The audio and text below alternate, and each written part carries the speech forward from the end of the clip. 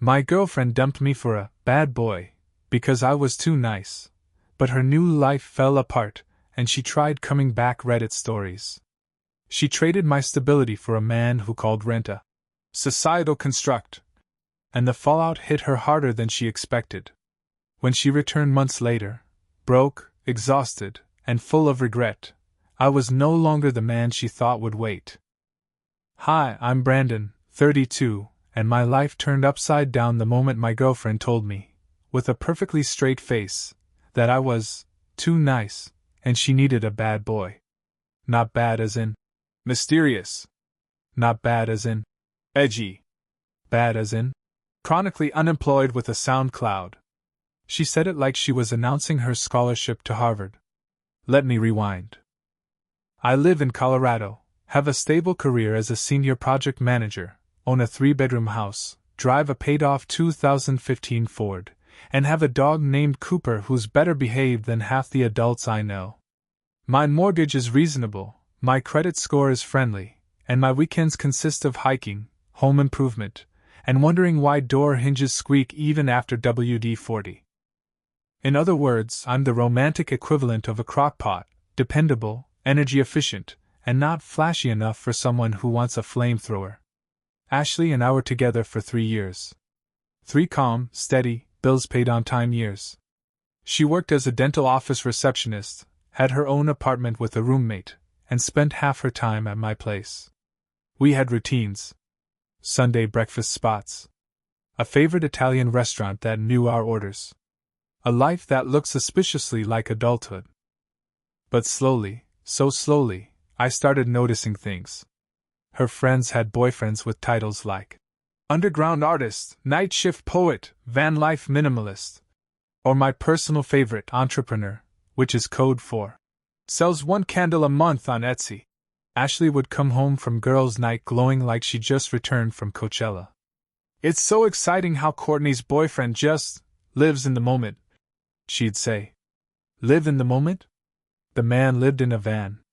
But I wasn't paying attention. I was too busy planning our future, literally. I was saving for an engagement ring, researching styles, cutting expenses, skipping my Roth contributions like a lovesick fool. Meanwhile, she was studying the endangered species known as men without stability. Then came the conversation. A random Tuesday night in April. I was making dinner. She walked in with a soft, "We need to talk" tone that means your night is about to implode. "You're too nice," she said, eyes full of sincere disappointment. "I need someone with more edge." Edge. Edge. Like I was a dull kitchen knife and she wanted a switchblade. Then she admitted she'd been talking to a guy named Jake, who I later learned had the resume of a loosely supervised middle schooler and the job stability of a paper straw. That was the night my relationship ended, and the beginning of one of the most unintentionally hilarious revenge arcs of my life. Because while she ran off chasing excitement, she accidentally enrolled in a crash course called Being an Adult is Hard, and Bad Boys Don't Pay Rent. And me? I kept doing what I always do, working, building, improving. What I didn't know then was that Ashley's new adventure would take her places she wasn't ready for, including rock-bottom couches that weren't even hers. And eventually, she'd come knocking on my door again. But I'm getting ahead of myself. Ashley didn't waste time.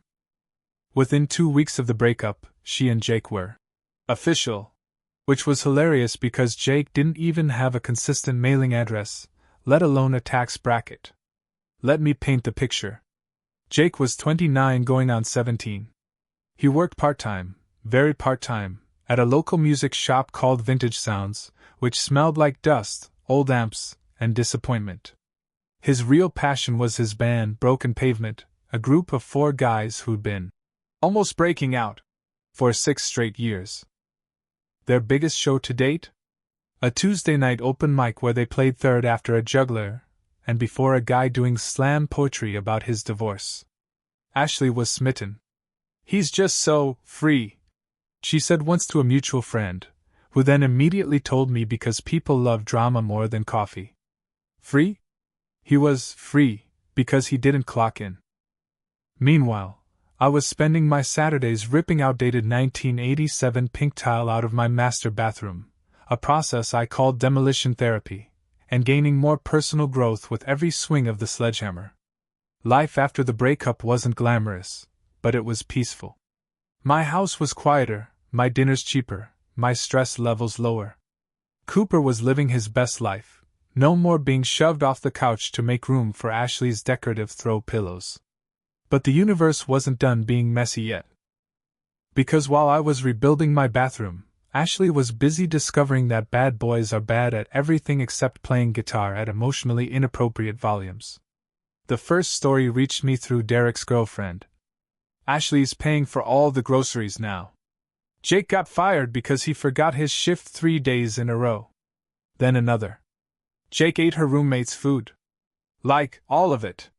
The roommate is livid. Then, Jake says rent is a societal construct.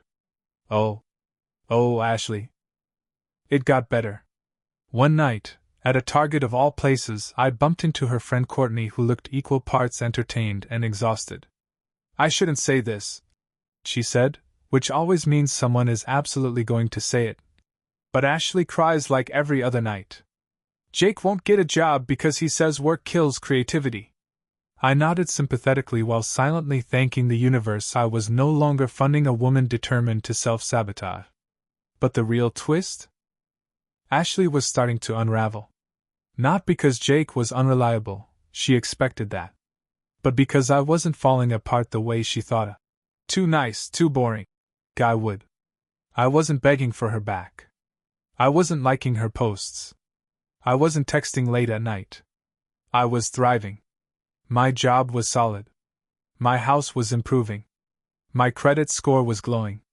And I'd lost 12 pounds simply by not being in a relationship where I was emotionally grazing through stress snacks. Then, 3 months after the breakup, I saw Ashley in public for the first time. I was in Home Depot grabbing lumber and grout supplies. She was in the garden section looking exhausted and wearing a hoodie that definitely wasn't hers. Jake's hoodie, it said. Broken Pavement World Tour. The band had never left Colorado. Our eyes met. She froze. Then smiled. But not the confident smile she used to wield like a weapon. This one. This smile begged me to notice something wasn't right. I didn't. I simply nodded, polite and distant. And that simple lack of interest? The thing she once claimed was my fatal flaw? It was the first crack in her new, exciting life. She didn't even try to hide the panic in her eyes. That Home Depot run-in? Yeah, that was the moment everything in her exciting new life started sliding downhill like a greased bowling ball. Ashley did the whole awkward small talk routine, asking about work, the house, Cooper, while looking like a person trying to pretend she hadn't just cried in a Subaru on the way over. But the big tell? She kept glancing at the lumber in my cart. Not because she cared about home improvement. Because she suddenly realized boring, stable guys do boring, stable things like build decks and increase property value, while edgy guys do edgy things like borrow money for vape juice. She tried to stretch the conversation. I kept it short. Then came, "We should catch up sometime." Translation: My life is on fire, and I suddenly missed the man who had a fire extinguisher. I kept it polite. Maybe. And I walked away. She wasn't used to that. Ashley always assumed I'd be emotionally parked in the same spot she left me. She didn't expect me to move on before her exciting boyfriend finished his next shift at Couch. That same night? She texted. Then again. Then again. 3 days later, she fired off the big one. I really need to talk to you. Please. Against my better judgment, and because curiosity is a cruel personality trait, I agreed to meet her for coffee. She showed up late, flustered, and wearing makeup that looked like it had already cried once today. Brandon, she said, I made a mistake. Ah. There it was. She went on a whole apologetic monologue about how she'd been confused, how she didn't know what she wanted, how stability is actually really attractive. Translation: Jake had spent her rent money on guitar pedals. I listened. Calm. Detached. Letting her talk herself in circles until she finally said the line I knew was coming. Can we try again? And the strange part? She looked relieved after saying it. Like admitting she wanted me back was the first honest thing she'd said in months. But the real turning point wasn't her asking.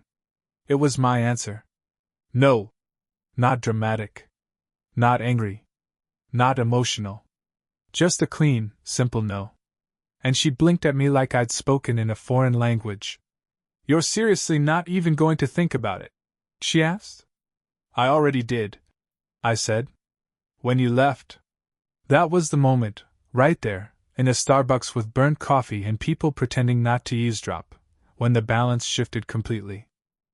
The guy she left for, excitement, had run out of couches to sleep on. The guy she left behind had moved on. And for the first time since dumping me, Ashley realized the truth. She hadn't upgraded. She'd gambled. And she'd lost. After that coffee shop shut down, Ashley went quiet for maybe a week. A week. That's how long it took for her life with Jake to finish collapsing like a cheap camping chair at a barbecue. First came the texts from mutual friends. Courtney. I love her, but Ashley is losing it.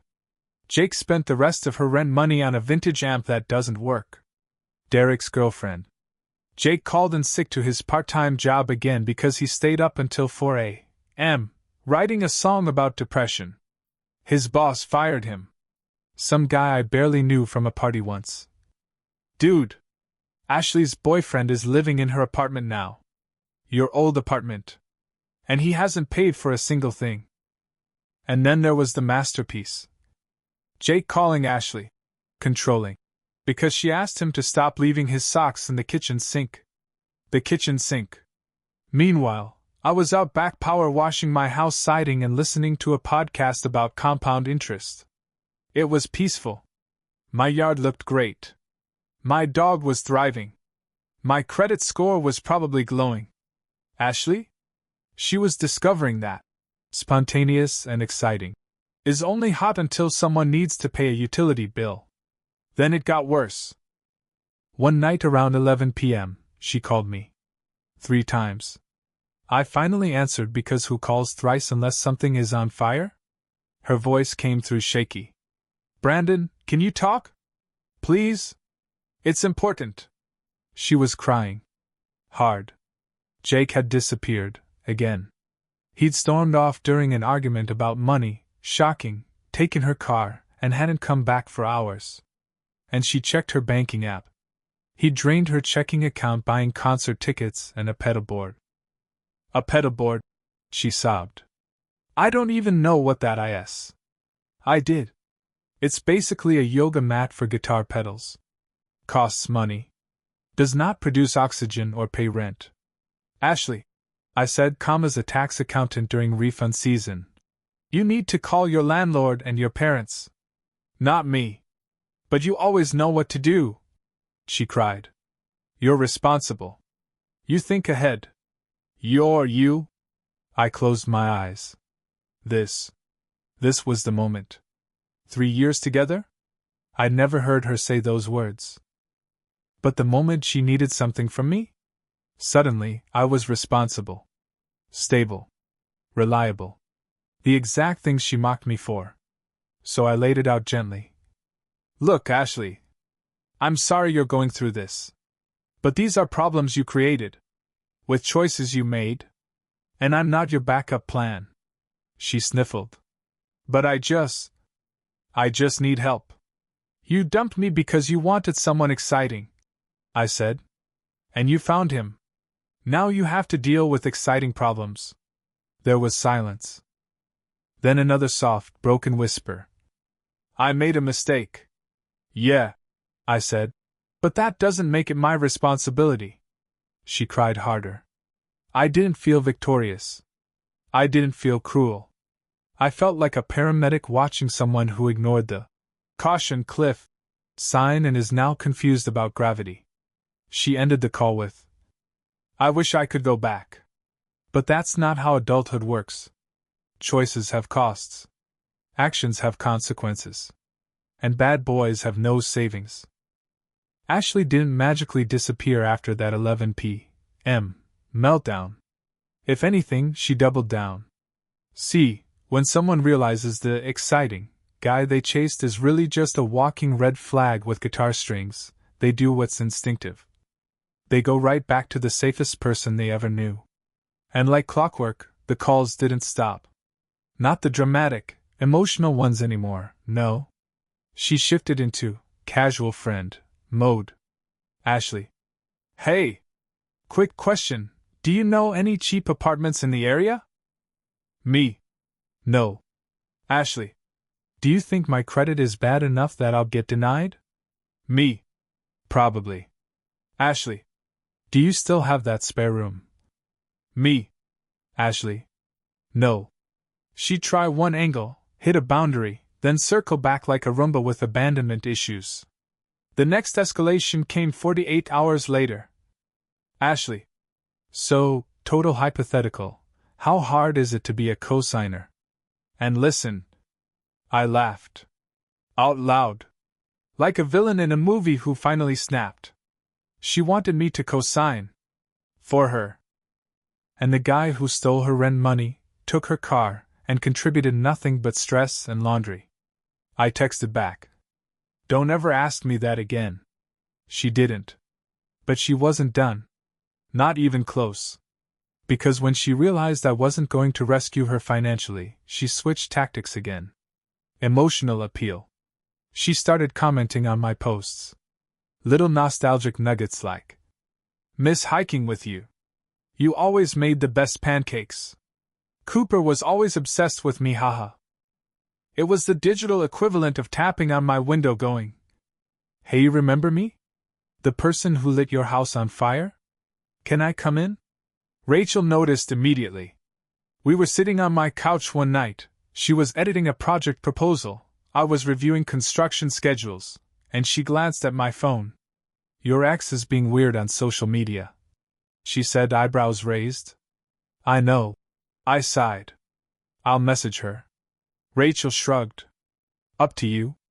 Just make sure you're firm." Firm I could do. I messaged Ashley. "Please stop commenting on everything I post. It's inappropriate. I'm seeing someone." Her reply came instantly. "So we can't be friends? We were barely friends when we were dating. Let's not pretend we suddenly can be now." She didn't speak to me for a week. Then came the earthquake.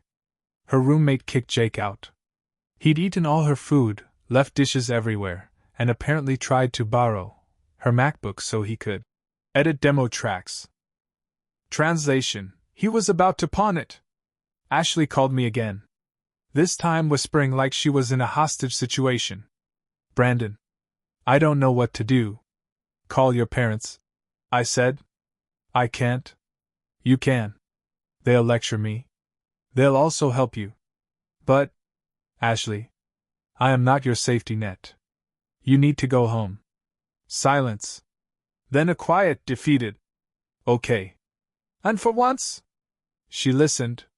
She went back to her parents' house. Her mom, Linda, later texted me thanking me for finally pushing Ashley to take responsibility. No idea how I became the family life coach, but fine. Glad she got help. Meanwhile, Rachel and I were good. Solid. Healthy. We were learning each other's routines, building something real, and her only complaint about me was that I snored when I'd fall asleep watching HGTV. Ashley faded out of the picture. Mostly. About 3 months after Ashley retreated to her parents' house, life felt calm. Too calm. I was spending weekends hiking with Rachel and Cooper, getting serious about converting part of my basement into a small workshop, and planning our first joint vacation. Work was smooth, house projects were satisfying, relationship thriving. No drama. No late-night calls. No "Help me, Brandon" texts. And right when I thought the universe had finally closed the Ashley chapter permanently, it cracked the door open again. It happened on a random Thursday evening. Rachel and I had just finished dinner, grilled chicken, roasted veggies, nothing fancy, and we're curled up on the couch watching some renovation show where the couple hates everything but has a $40,000 budget and unrealistic expectations. My phone buzzed. A message from an unknown number. Unknown. Hey. It's Jake. I stared at the screen. Rachel glanced over. Jake who? I tilted my phone to show her. She paused the TV. No. Absolutely not. What does he want? I opened the message. Jake. You don't know me. I'm Ashley's boyfriend. Or was. I just need to talk to you for a second. Already hilarious. I responded. What do you want? He typed for a long time. Way too long for someone who probably spells you with a U. Then the message came. Jake. I just wanted to say, thanks for ruining my life. I blinked. Rachel sat up, the way you do when the plot twist hits early. I typed. How exactly did I ruin your life? Another long pause. Jake. If you hadn't filled her head with all that responsibility crap, she never would have left. She thinks she's moving on and bettering herself. That's your fault. Rachel leaned over my shoulder. Is he blaming you for her improving her credit score? I typed back. I didn't tell her to leave you. I told her to call her parents. Jake. Same thing. You made her think stability matters. She used to be fun before you brainwashed her. Rachel actually started laughing.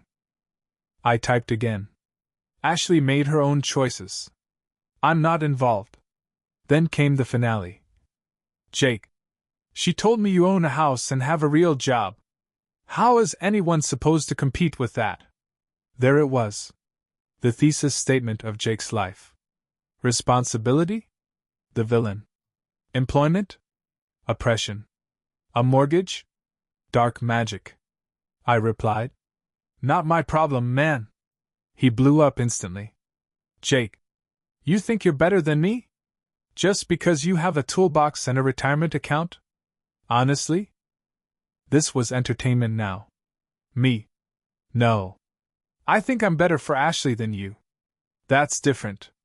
Jake. Whatever. You win. Happy? Me? Winning? I hadn't even been playing. I was living my life. He was losing a game he invented. I didn't reply. Blocked the number. Rachel shook her head, amused.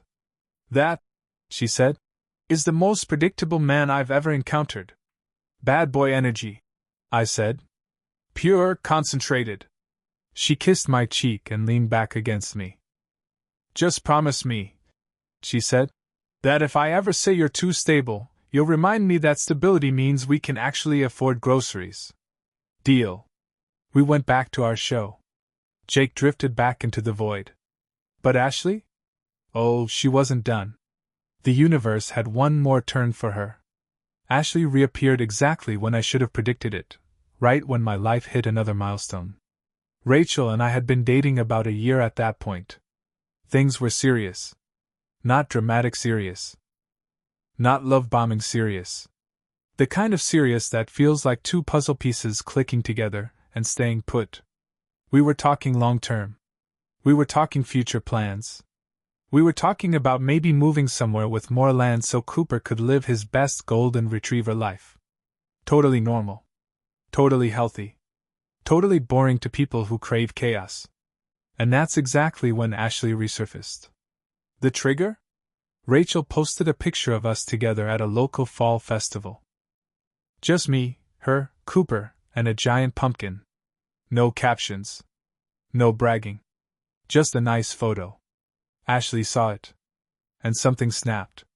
Because the next day, my phone buzzed with a message from a number I hadn't saved, but definitely recognized. Ashley. Hey, can we talk? I ignored it. She followed up. Ashley.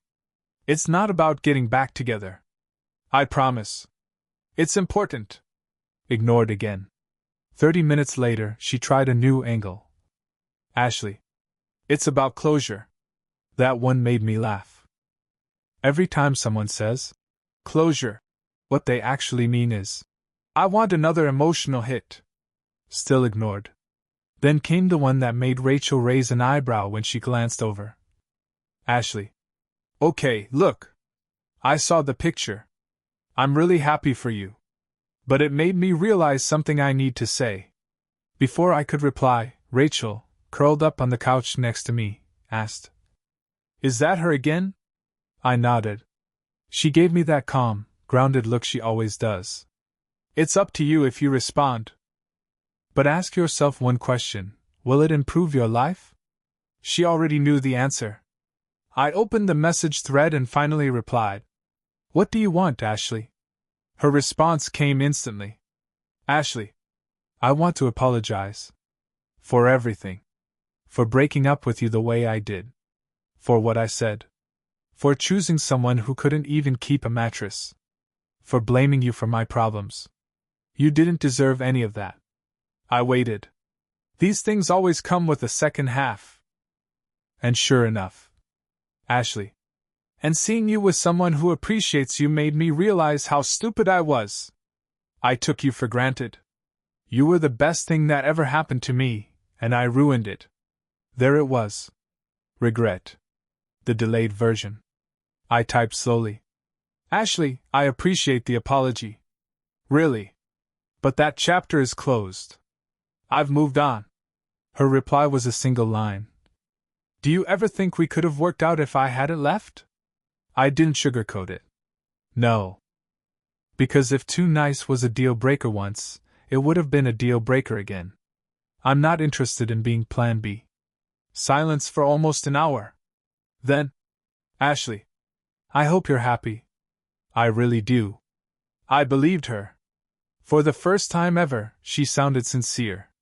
And I meant what I wrote back. I am. I blocked the number afterward, not out of anger but closure. Real closure. The kind that comes from finishing the story, not reopening it. Rachel rested her head on my shoulder. Everything okay? Yeah, I said. It's finally done. But as it turned out, the universe wasn't quite done. Because one more unexpected twist was waiting. A twist Ashley didn't see coming. A twist I didn't see coming. 3 weeks after I blocked Ashley for good, life settled again. No surprise texts. No late-night sobbing voicemails. No. Just checking in. Comments on photos of my dog. It was peaceful. Too peaceful. Whenever life gets that calm, I've learned something is loading in the background. And it arrived on a Wednesday morning. I was in a meeting with my project team, going over drainage revisions for a new commercial complex. Rachel was across town presenting a design proposal. Everything was normal, until my phone started buzzing nonstop in my pocket. Not a call. Multiple calls. Back to back. Derek. Then his girlfriend. Then my neighbor Tom. Then a number I didn't recognize. I ignored all of them. My phone was on silent, and I was mid-presentation. But the second the meeting ended, I stepped into the hallway and checked the notifications. 6 missed calls. 4 texts. All variations of the same message. Hey man, you need to see this. I opened Derek's text first. It was a screenshot. Then another. Then a link. My stomach dropped. Ashley had posted a long, emotional essay on Facebook and Instagram. A kind of modern-day open letter. And I had been tagged in it. So had Rachel. It read like a dramatic confession mixed with a breakup manifesto mixed with a Hallmark monologue. It started with, Sometimes you don't realize what a good man you had until he's gone. Oh no. It got worse. I ruined the best relationship of my life because I thought excitement was more important than stability. Then, if anyone ever tells you a good man is boring, run. They're probably the problem. And finally, Brandon, if you ever see this, I'm sorry. I hope you and Rachel have a beautiful life. You deserve it. Rachel's name. Publicly. In the apology. Tagged. Mentioned. Anchored into the drama forever. My phone buzzed again, this time a text from Rachel. Saw the post. Want me to come by your office? I texted back. Only if you promise not to commit any felonies. She replied. No promises. On my way. 20 minutes later she walked into my office, calm, composed, holding 2 coffees like she was preparing for a press conference. She sat down across from me. Well, she said. Your ex just wrote us a eulogy. I groaned. This is exactly what I didn't want. Rachel smiled faintly. Relax. It's pathetic, not threatening. But she put you in it. She dragged you into. Rachel held up a hand to stop me. Brandon. I know she's trying to make herself look healed and enlightened. And honestly? Good for her. But that post wasn't for you. It was for attention. And it doesn't change anything. Yeah, but... Babe. She leaned forward. Do you think a paragraph on the internet threatens what we have? I didn't. Not even a little. But the second-hand embarrassment was brutal. So what do we do? I asked. Rachel shrugged. Nothing. We live our lives. Let her have her epiphany. Let her followers comment so brave. Let the internet treat her like she discovered therapy. It doesn't involve us. She took a sip of her coffee. But, she added, you might want to check the comments. People in your hometown are already turning it into a soap opera. I did. And oh boy. A sampling. I always knew Brandon was a good one. Girl, we warned you about that Jake dude. Rachel is gorgeous. He upgraded. When you choose a bad boy, you get bad bills. This is giving Lifetime movie. Ashley had turned herself into a public cautionary tale. But the twist? It didn't end with the apology post. Because an hour later, Rachel texted again. You're not going to believe who just messaged me. And when she showed me the message, I swear I nearly dropped my phone. When Rachel said, You're not going to believe who just messaged me, I thought maybe Ashley herself had reached out. Nope. Worse. Way worse. It was Jake. Yes. That Jake. The tattooed, couch-surfing, rent-dodging, self-proclaimed musician who couldn't afford shampoo half the time. And he wasn't just messaging. He was essay writing. Rachel handed me her phone with the chat open. The first message, sent 12 minutes earlier, was, Hey Rachel, you don't know me but you're dating my ex-girlfriend's ex. I already hated it. Then, I think you and I should talk. I have some things you need to know about your boyfriend. Rachel looked up at me. Babe. I swear on Cooper's favorite toy, I did not respond. But we're absolutely reading this together. I braced myself. Jake continued. Ashley is lying about the breakup. Brandon didn't just get left. He begged her to stay. I choked on my own saliva. Rachel raised an eyebrow so high it nearly left her forehead. Then the next message. He cried. Like full-on meltdown. Said he couldn't live without her. Rachel burst out laughing. Cry, she said. You barely raise your voice when the garbage disposal jams. I kept reading. Jake wasn't done slandering me. He also kept texting her after she left, trying to win her back. She told me everything. I handed the phone back. Okay, that's enough fan fiction. Rachel wasn't done though. Oh no, you're reading all of it. This is entertainment now. Scrolling resumed. Next message from Jake. Just be careful.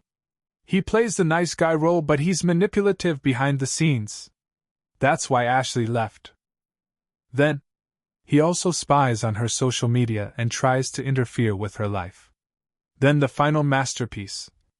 I'm only telling you this because I don't want another woman to get hurt. Rachel closed her phone, set it on my desk gently, and folded her hands like she was preparing to deliver a TED Talk. Brandon. Yes?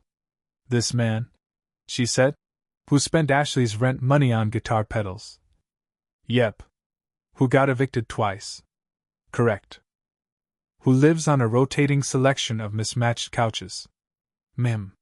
Is trying to warn me about you. I nodded solemnly. The audacity is impressive. Rachel exhaled sharply through her nose, equal parts disbelief and amusement. Should I block him? She asked. Yes. Immediately. But before you do. I grabbed a sticky note and a pen. She blinked. What are you doing? I want to write him a message. Her eyes widened. Brandon, no. Don't give him attention. I'm not. You're going to send exactly one sentence. She paused. Then she smirked. Okay.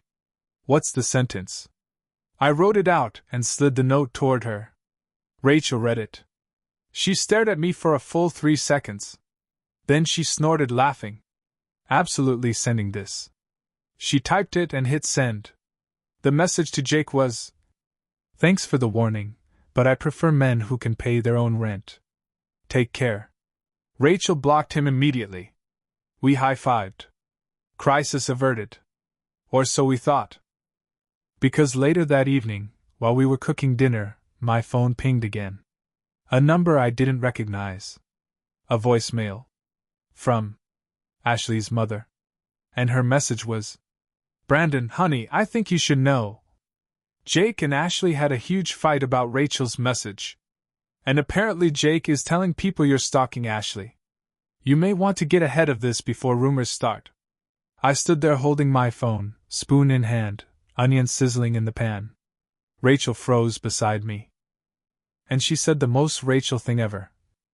Okay. Enough is enough. We're going to end this. But she didn't mean violence. She meant something far more effective.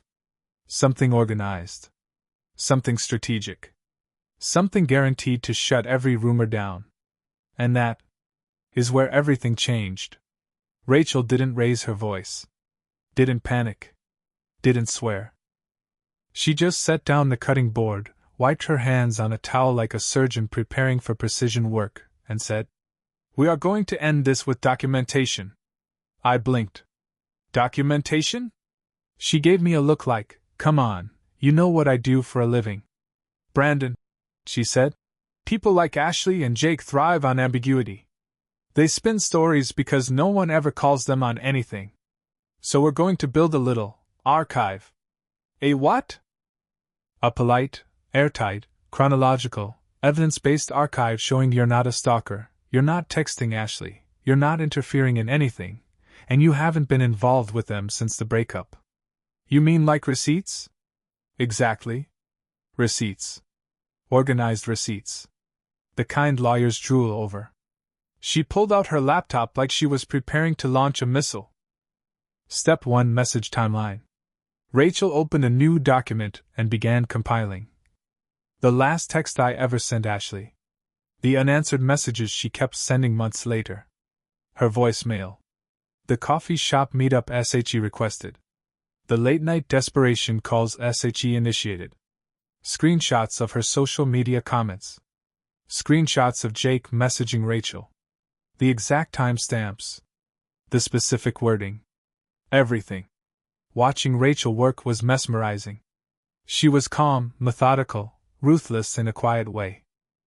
Rachel, I said, you're terrifying. Thank you. Hand me your phone. Step 2, Witness Statements. She texted Derek. Hey, can you send a quick text confirming Ashley came to your house asking for Brandon's help? Derek replied instantly. Absolutely. Also, want me to send a picture of Jake asleep on my patio chair? Because I have that. Rachel smiled. That's not necessary. Yet. She texted her own friend who knew the gossip chain. Then my neighbor Tom, who had also witnessed part of the chaos. Within 10 minutes Rachel had 3 written confirmations. She added them to the archive. Step 3, the conclusion statement. Rachel typed a final paragraph. Based on the above documentation, every interaction between Brandon and Ashley after the breakup was initiated by Ashley, not Brandon. Jake's claims are demonstrably false. Then she looked at me. This is not for Ashley. This is for you. For anyone who questions you. For future HR, future neighbors, future friends. You don't fight rumors with arguments. You fight them with proof. I stared at her, honestly a little in awe. Rachel, I've never met anyone like you. She smirked. Damn right you haven't. We sent the packet, not publicly, to exactly 2 people. Ashley's mother. Courtney, the mutual friend who had the widest gossip reach. The message was simple. We are aware false claims are being circulated. Please see the attached summary for accuracy. Consider this matter closed. We didn't threaten. We didn't accuse. We didn't insult. We just dropped a bomb made of facts. The fallout came fast. 30 minutes later, Courtney texted me. Holy hell. I had no idea she was the one contacting you. I'm shutting down every rumor. An hour later, Ashley's mom. I confronted Jake. He admitted he exaggerated. Ashley is furious with him. I'm so sorry for the trouble. 2 hours later, Ashley herself. Brandon. I didn't know he was saying those things. I'm mortified. I'm so sorry. Please don't think I had anything to do with it. I didn't reply. Rachel closed her laptop, leaned back, and grinned. That, she said, is how you end a rumor mill. I laughed. What do I owe you? Oh, the price is steep, she said dramatically. What is it? She leaned over, kissed me, and said, Dinner. Something with garlic. Deal. The whole thing could have spiraled. But instead, it turned into something else entirely. A moment that made me realize Rachel wasn't just a good partner. She was someone who knew how to protect what mattered, without ever lowering herself to pettiness. And for the next few months, things were blissfully quiet. Until one day. On a trail near Boulder. We ran straight into Ashley and Jake again. Except this time? Jake wasn't angry. He was terrified. And he said something that made Rachel stop walking completely. We were halfway through the summit trail at Flagstaff Mountain when I heard hurried footsteps behind us. Rachel turned first. Ashley. And Jake trailing behind her like a man being marched to court. Ashley looked different. Not in the heartbreak and breakup way. In the I've finally hit the bottom and bounced upward kind of way. Hair back to her natural color.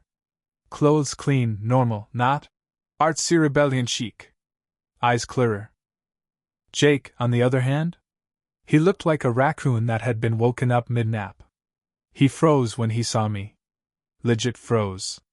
Like a deer realizing the headlights were actually 2 eyes belonging to a creature with teeth. Ashley cleared her throat. Brandon. Rachel, can we talk? Just a minute. Rachel leaned slightly toward me, whispering. Your ex looks like she's done therapy. His ex looks like he needs therapy. But she nodded. 1 minute. Ashley stepped forward. I'm not here to ask for anything. I'm here because something happened and I need to say it to both of you. Jake swallowed hard. Ashley nudged him, not aggressively, just firmly. Tell them. He shifted, scratching his arm. I wanted to apologize, he muttered. Rachel crossed her arms. For which part? There were many. Jake winced. For the lies, he said. About Brandon. About the crying and the stalking and everything. I made stuff up because I was jealous and insecure. I didn't think it would spread. I definitely didn't think it would get back to you. But it did.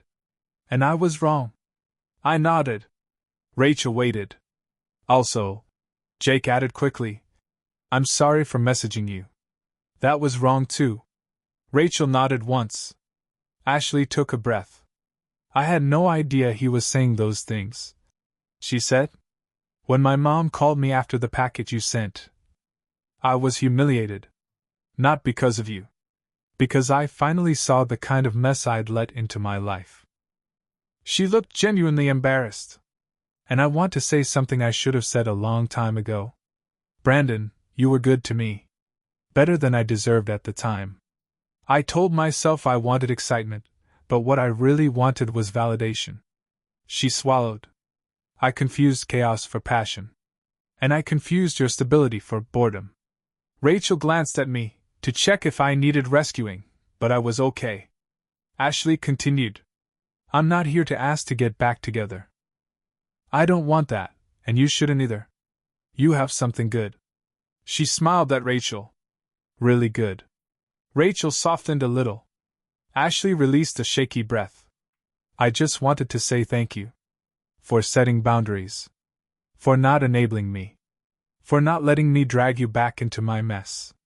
You were the only one who didn't sugarcoat things, and it forced me to face reality. Then she looked at Jake. You and I are done after today. Jake looked like he'd expected that. He didn't argue. Ashley looked back at me. I hope you two have a good life. Really? Rachel stepped forward and held out her hand. No hard feelings, she said. But if either of you ever tries to drag Brandon into drama again, I will build a PowerPoint so devastating it will end bloodlines. Ashley laughed. Actually laughed. That sounds like you. And then they were gone. Just like that. No explosion. No drama. Just closure, the rare kind that doesn't require raised voices or slammed doors. We continued up the trail. Rachel bumped my shoulder lightly. You okay? Yeah, I said. Actually, I feel great. She nodded. Good. Because I didn't love your past. But I adore your present. And right there, halfway to the summit, with Cooper bounding ahead and the mountains stretching out forever, it hit me. Ashley leaving wasn't the end of anything. It was the correction. She needed chaos to understand stability.